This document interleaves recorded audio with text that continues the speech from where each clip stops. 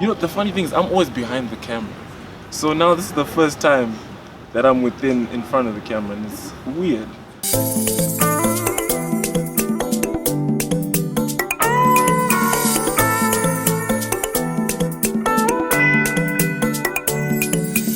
No one said it would be easy. Trust me, and it's not a race to get there, babe. So you're actually gonna introduce us today. What's happening, Tamy? Come on, just, I'm No, shy. Okay. Hey everyone, welcome to a start of a series where we'll be introducing and interviewing and engaging with our artists in Zimbabwe, Harare, Liyon, or wherever we manage to get to. We are with Tamy, what's up? yeah guys, I don't think it's too much of a hack or a hassle to introduce who Tamy is. For those who don't know, shame on you. But yes, she's an amazing young songstress. New terms, guys. An artist who's based in Harare, Zimbabwe. And we thought we'd catch up with her and have a conversation with her. Find out what's happening in her career, what's going on, how 2016 has been. Yeah, all those key things. We'd like to. I mean, we can start. I think it's a festive season. So we can start by celebrating, like, what are you celebrating this year? I'm basically celebrating Kadzere. God has really come through for me. I got my name out there, and that was the biggest goal to achieve this year. So I think I've done fairly well, for myself. So man, December, what's been happening? Have you been at shows or gigs or anything? Yeah, I did quite a few unplugged, just to name one. Okay. And I've been working on new material as well. We need to get a head start when we start the year in 2017. Yeah. So yeah, new material and 1 or 2 gigs here and there. Awesome. And well, I mean, with any highlights, there are also the low lights. You know, is there anything that has disappointed you or set you back? Or what are you struggling with? Anything like that? I wouldn't want to say I really struggled with much. I think we pulled through this year, but it was coming up with a solid band, and I think we're getting there. I did change a bandmate 1 or 2 times this year. I hope you didn't notice. But yeah, and also my first performance after a long time was Unplugged this year in February when they did their first set, and it was nerve-wracking. It was nerve-wracking, and people were looking at you, and no one was responding. So I've definitely seen a tough time trying to grow the act as well. Hey, trying to come up with new songs, but so far so good. We're here, and yeah. That's awesome. You mentioned your nerve-wracking performances. I mean, what would you say is your favorite part of performing? What are your key aspects of, if this doesn't happen in a performance, then it didn't happen? I think interacting with the crowd, it's a two-way relationship. If I say something and you respond, if you say something and I respond, then we're good. Yeah. So do you have any like catchphrases that you say quite often when you're performing? I think "come on" has to be the one line that I say all the time. Yeah. Okay. So guys, if you hear Tamy say "come on," then yeah, you gotta be within, you gotta be involved and interact with her while she's performing. And so that's been 2016. I mean, how long has your career span now? What would you say has really stood out for you so far? That has really stood out for me. I think it's the response to my music. I wouldn't really say over the internet because that's been a hustle on its own, but I think on a live performance basis, people have responded well to the music. I get a lot of comments from people watching the performances on YouTube, watching them in person. It was like, we love your music and whatnot. I think that's been highlight of my year. You know what I mean? Having something of my own, because for the past 11 years, I started singing when I was 7. I've been doing other people's songs, and for me to come up with my own product is something that has been huge for me. Yeah.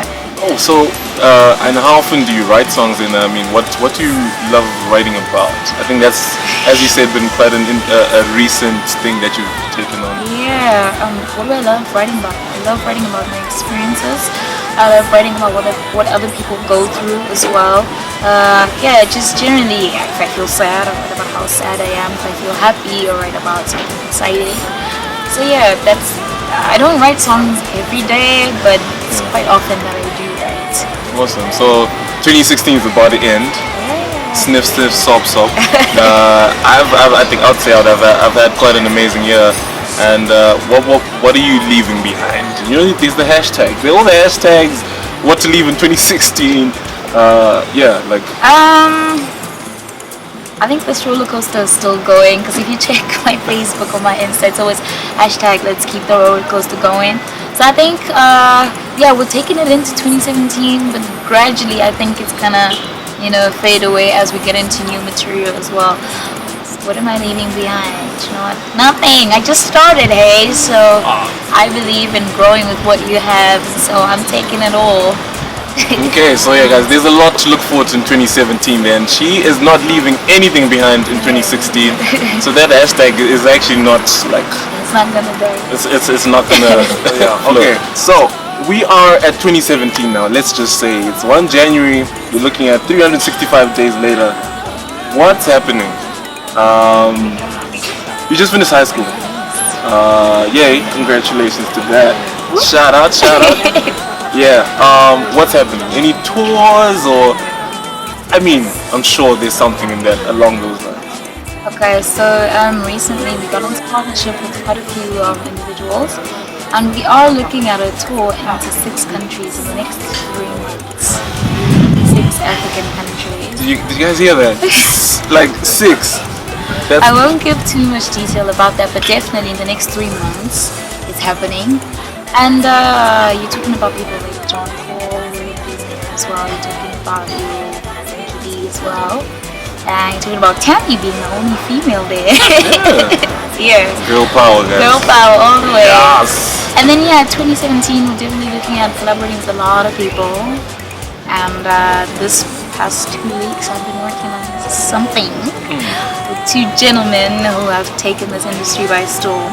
And definitely we'll see how people respond to that. But I'm excited about that. And soon after this I hope there'll be more collaborations with females, because we've never really had a female on female. So yeah, let's see how that goes. Okay. So whichever country you're in the diaspora, wherever you are, just trust and pray and hope that Tamy will come to your country, visit you, and entertain you. She is amazing, guys. So you really need to, I don't know, if you're gonna like go to a Facebook page or something or do whatever, make sure you can organize for Tamy to come to your country and perform on a tour. Yeah, and with tours, I mean, which country that is probably not in the 6 would you actually want to go to? The US. Yo, which part? The US is big, hey? Like, yeah. I know the home of entertainment has to be New York. So definitely I want to go to New York again. So guys, that's a little wish that she's kind of thrown to you guys. List. So any Tamy fans in New York, if you can like give her a young Christmas box and organize for her to come to New York, and she's already given it to you guys. So hint, okay, like not trying to launch or anything, but yeah. Okay, no, that's cool. And we spoke about university or not, or we haven't, have we? Oh, we haven't, yeah. What's happening with that? Are you? That's a huge question. First of all, you need to consider what you're gonna study. And truth be told, I am an artist. I'm not your typical chemistry, physics, bio type girl. So I don't know. If not law, I would probably want to study something that will enhance my music. So venture into an arts program outside of the country and develop my craft more than anything else. Go beyond the basics. University maybe 2018. As well. So I think that this is going to be a nice gap year. Maybe? Yeah. A gap year to. To solidly put my name out there. And we're excited for that. We really are. So 20. I have a feeling it's going to be an amazing year. Like. Definitely.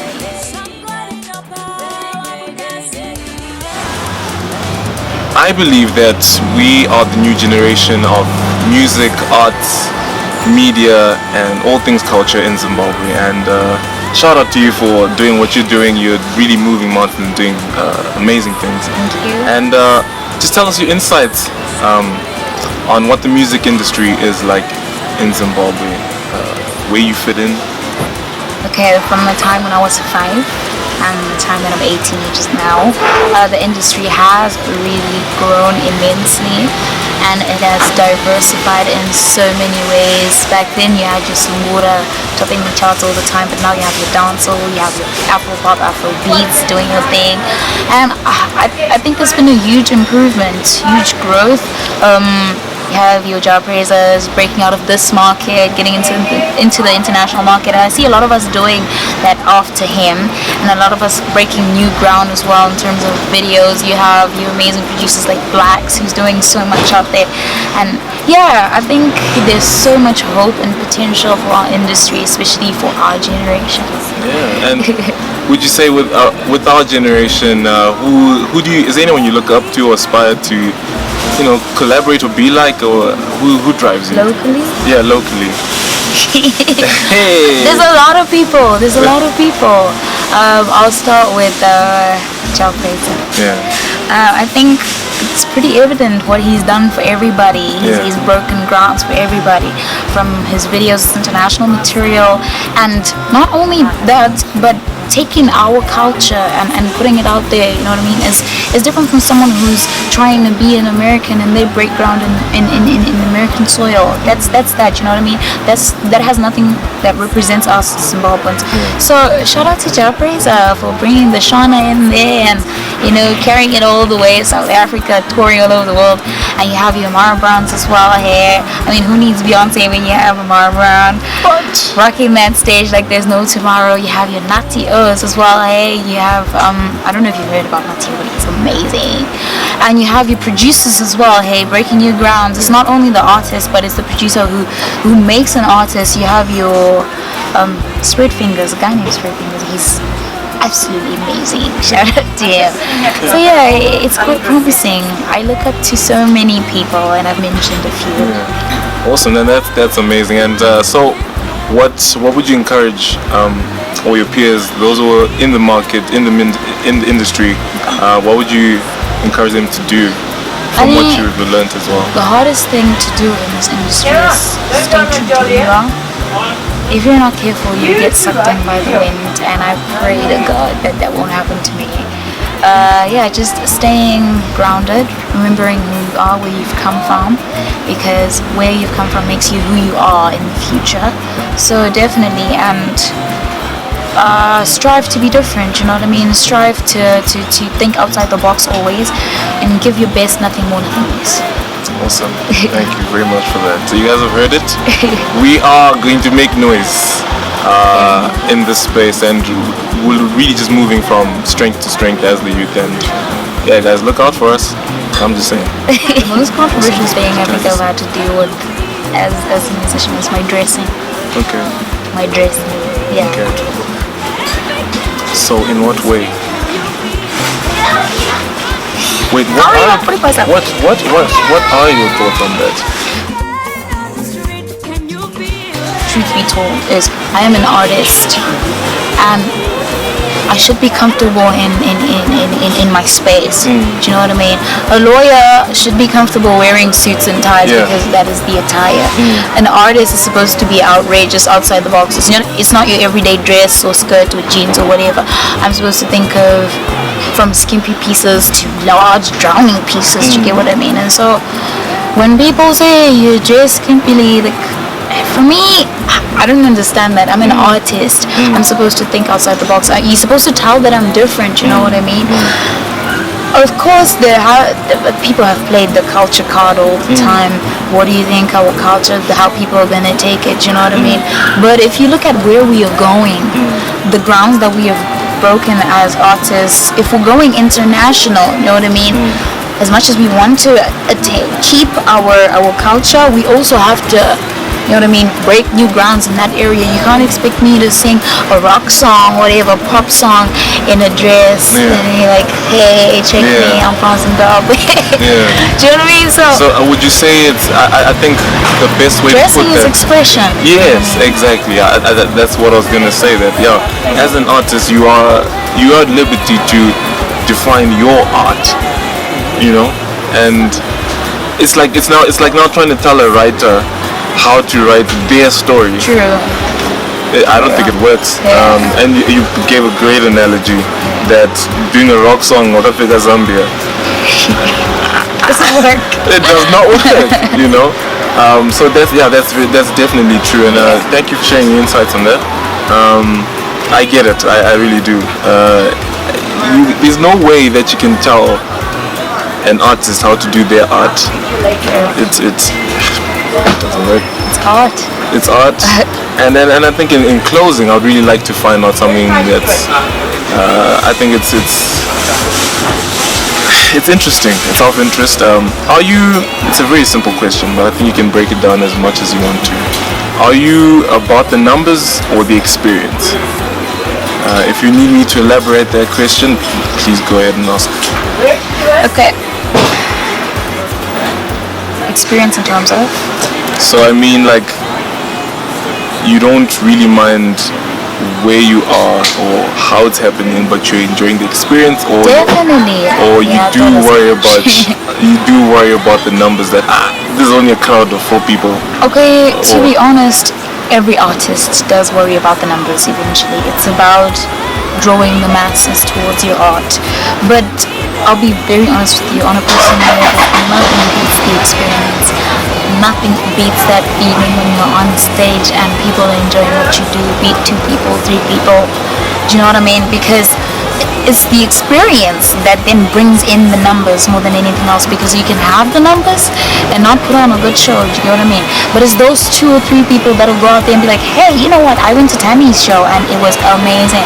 And from then onwards, I don't have to be the one blowing my own horn about my own gig. Do you know what I mean? It's those 2 people who say, look, Tammy, such an experience, you should join us, and eventually it grows. You know what I mean? Nobody starts at the top. So I guess it's the experience more than the numbers.